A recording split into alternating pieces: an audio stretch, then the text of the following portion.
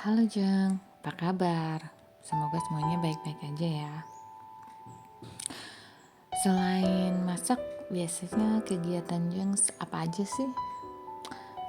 Kalau aku lagi baca buku nih, satu buku yang menarik banget ya.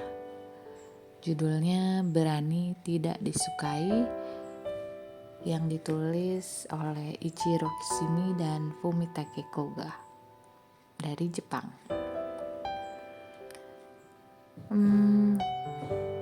Kurang lebih yang dibahas di buku ini yaitu mengungkap rahasia mengeluarkan kekuatan terpendam untuk meraih kebahagiaan hakiki. Rumit juga ya. Kira-kira gimana ya isinya? Coba didengar ya. Kalau dari bukunya sendiri ada pendahuluan, kemudian di dalamnya ada 5 bagian yang disebut di dalam bukunya. Ada malam pertama, malam kedua, malam ketiga, malam keempat, malam kelima. Selesai.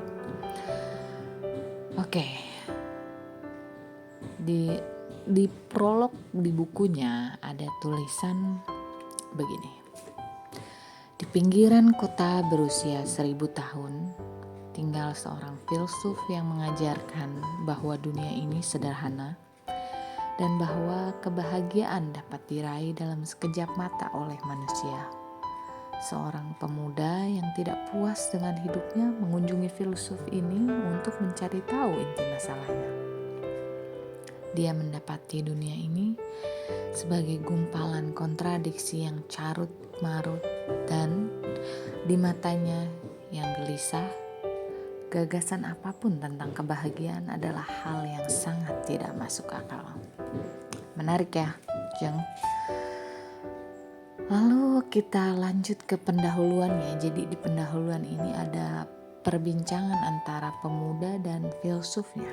Coba kita dengarkan ya.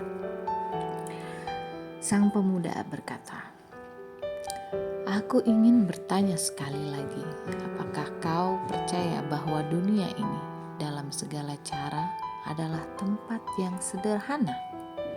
Lalu filsufnya menjawab, "Ya, dunia ini sangatlah sederhana dan demikian juga kehidupan." Kemudian pemuda bertanya kembali, "Jadi, apakah ini argumenmu yang bersifat idealis atau teori yang bisa diterapkan? Maksudku, apakah engkau akan berkata bahwa segala persoalan yang kita hadapi dalam hidup juga sederhana?" Filsuf menjawab, "Ya, tentu saja." Kemudian pemuda berkata, "Baiklah kalau begitu. Tapi izinkan aku menjelaskan mengapa aku berkunjung hari ini. Pertama-tama, aku ingin memperdebatkan hal ini denganmu sampai puas. Lalu, bila memungkinkan, aku ingin kau menarik teori ini." Lalu filsuf hanya tertawa. Pemuda itu kemudian bertanya kembali, "Karena aku sudah mendengar semua reputasimu, kabarnya ada seorang filsuf eksentrik yang tinggal di sini, yang ajaran serta argumennya sulit diabaikan, yakni bahwa orang-orang bisa berubah, bahwa dunia ini sederhana, dan bahwa semua orang bisa berbahagia. Itulah yang kudengar, tapi aku mendapati pandangan tersebut sama sekali tidak bisa diterima. Jadi aku ingin mengonfirmasinya sendiri. Kalau aku mendapati apapun yang kau katakan benar-benar keliru, aku akan menunjukkannya lalu mengoreksimu. Tapi apakah kau akan menjadi kesal karenanya?" Filsuf langsung menjawab, "Tidak, aku akan menyambut kesempatan itu dengan gembira. Aku berharap bisa mendengar dari anak-anak muda sepertimu dan belajar sebanyak mungkin dari apa yang bisa kau beritahukan padaku." Lalu pemuda menjawab, "Terima kasih, aku tidak bermaksud menolak pemikiranmu mentah-mentah dari awal. Aku akan mempertimbangkan pandanganmu, lalu melihat berbagai kemungkinan yang muncul. Dunia ini sederhana dan hidup ini juga sederhana. Kalau ada satu hal saja dari tesis ini yang mungkin mengandung kebenaran, itu adalah hidup dari sudut pandang seorang anak. Anak-anak tidak memiliki kewajiban yang jelas, seperti membayar pajak atau bekerja. Mereka dilindungi oleh orang tua dan masyarakat, serta bisa menghabiskan hari tanpa beban. Mereka dapat membayangkan masa depan yang berlangsung seterusnya dan melakukan apapun yang mereka mau. Mereka tidak perlu melihat kenyataan yang suram. Mata mereka ditutupi. Jadi, bagi mereka, dunia tentu memiliki bentuk yang sederhana. Akan tetapi, saat ia mulai beranjak dewasa, dunia memperlihatkan wujud yang sesungguhnya. Dalam waktu yang sangat singkat, ia akan tahu bagaimana keadaan yang sebenarnya dan apa yang bisa dilakukannya. Pendapatnya akan berubah dan yang dilihatnya hanyalah kemustahilan. Fantasinya akan berakhir dan digantikan dengan kenyataan yang kejam. Filsuf lalu menjawab, begitu, pandangan yang menarik.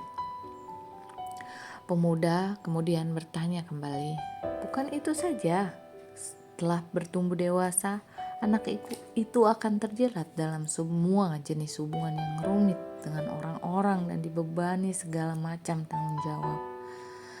Begitulah hidup ini nantinya, baik di tempat kerja maupun di rumah.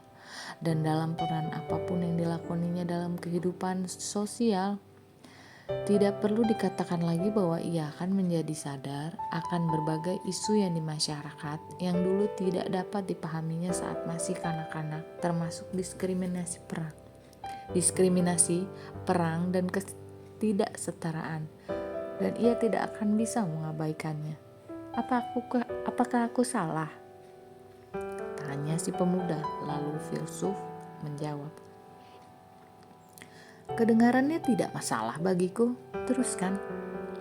Pemuda kemudian berkata kembali, kalau kita hidup di era ketika agama mendominasi, keselamatan mungkin bisa menjadi pilihan, karena ajaran tentang ketuhanan adalah segalanya bagi kita. Yang perlu kita lakukan hanyalah menaatinya dan tidak terlalu memikirkannya. Namun, tanpa sesuatu yang bisa diandalkan, semua orang dipenuhi rasa cemas dan bimbang. Setiap orang hidup untuk dirinya sendiri. Begitulah masyarakat kita hari ini. Jadi tolong beritahu aku dengan realitas semacam ini dan mempertimbangkan apa yang tadi kukatakan. Apakah kau masih bisa berkata bahwa dunia ini sederhana? Lalu filsuf menjawab, perkataanku tetap tidak berubah. Dunia ini sederhana dan hidup ini juga sederhana. Pemuda itu bertanya, bagaimana bisa? Siapapun yang melihat bahwa dunia ini adalah sekumpulan kontradiksi yang ruwet. Filsuf menjawab, bukan dunia yang rumit, tapi kaulah yang membuat dunia ini rumit. Pemuda bertanya, aku? Lalu filsuf menjawab, tidak ada seorang pun di antara kita yang tinggal di dunia yang objektif, melainkan di dunia yang kita maknai secara subjektif. Dunia yang engkau lihat berbeda dengan dunia yang kulihat, dan mustahil berbagi duniamu dengan orang lain. Lalu pemuda bertanya kembali, bagaimana mungkin engkau dan aku tinggal di negara yang sama, di waktu yang sama, dan kita melihat hal-hal yang sama? Benar kan? Filsuf menjawab, engkau terlihat cukup mudah bagiku, tapi pernahkah kau meminum air sumur yang baru saja ditimba? Pemuda menjawab, air sumur? Sudah lama. Tapi ada sumur di rumah nenekku di desa. Aku ingat pernah menikmati air segar yang baru saja ditimba dari sumur itu pada suatu hari yang terik di musim panas. Lalu filsuf berkata, engkau mungkin tahu bahwa air sumur memiliki temperatur yang kurang lebih sama sepanjang tahun, yaitu sekitar 18 derajat. Ini angka yang objektif, angkanya tetap sama siapapun yang mengukurnya. Tapi sewaktu engkau meminumnya di musim panas, air itu terasa sejuk. Dan ketika engkau meminum air yang sama di musim dingin, air itu terasa hangat. Meskipun airnya tidak berbeda, sama-sama bersuhu 18 derajat pada termometer, rasanya akan bergantung pada apakah saat itu sedang musim panas atau musim dingin. Pemuda lalu berkata, "Jadi ini ilusi yang disebabkan oleh perubahan lingkungan." Filsuf lalu menjawab, "Bukan, ini bukan ilusi. Begini, saat itu bagimu kesejukan atau kehangatan air sumur adalah fakta yang tak bisa disangkal. Itulah arti dari tinggal di dunia yang subjektif. Kita tidak mungkin lari dari subjektivitas kita sendiri. Saat ini dunia terlihat rumit dan misterius bagimu. Tapi jika engkau berubah, dunia ini akan terlihat lebih sederhana. Persoalannya bukan tentang bagaimana dunia ini, tapi bagaimana engkau." Pemuda bertanya, "Bagaimana aku?" Filsuf menjawab, "Benar, ini seperti engkau seolah-olah sedang melihat dunia melalui kacamata hitam. Jadi wajar saja semua terlihat gelap. Tapi kalau demikian halnya, daripada meratapi kegelapan dunia, engkau bisa langsung saja melepaskan kacamata itu. Mungkin dunia akan terlihat menyilaukan, sehingga tidak mau engkau harus memejamkan mata.